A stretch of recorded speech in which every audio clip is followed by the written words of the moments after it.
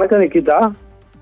திருப்பூரில் பரப்புரை மேற்கொள்வதற்காக சென்னை நீலாங்கரையில் உள்ள அவரது இல்லத்திலிருந்து விஜய் தற்போது புறப்பட்டுள்ளார்.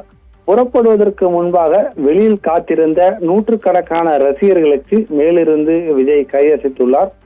தமிழக வெற்றி கழக தலைவர் விஜய் இன்று திருப்பூர் அவினாசி பெருமாநல்லூரில் பிரச்சாரம் மேற்கொள்கிறார். இன்று மதியம் 3 மணி அளவில் பிரச்சாரத்தை மேற்கொள்ள உள்ள விஜய் சென்னை கிழக்கு கடற்கரை சாலை நீலாங்கரையில் உள்ள அவரது இல்லத்திலிருந்து தற்போது புறப்பட்டுள்ளார்.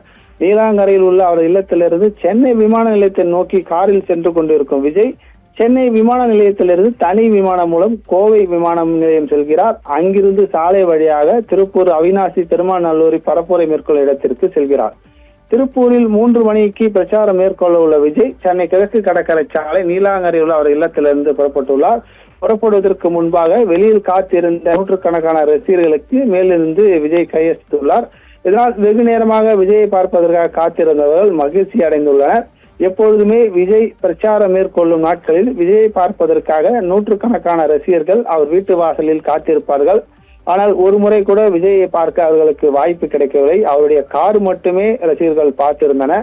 இந்த நிலையில் 2 நாட்களுக்கு முன்பாக வீட்டு வாசலில் வெளியில் வந்து ரசிகர்களை பார்த்து கையசைத்த விஜய் இன்று வீட்டிற்கு மேல் இருந்து ரசிகர்களை பார்த்து கையசைத்துள்ளார். இதனால் வெளியில் காத்திருந்தவர்கள் மகிழ்ச்சி அடைந்துள்ளனர். தற்போது சென்னை விமான நிலையத்தை நோக்கி சென்று கொண்டிருக்கும் விஜய் சென்னை விமான நிலையத்திலிருந்து கோயம்புத்தூர் விமான நிலையத்திற்கு தனி விமானம் மூலம் செல்கிறார். அங்கிருந்து காரில் பரப்புரை மேற்கொள்ளும் இடத்திற்கு 3 மணி அளவில் பரப்புரை விஜய் மேற்கொள்ள உள்ளார்.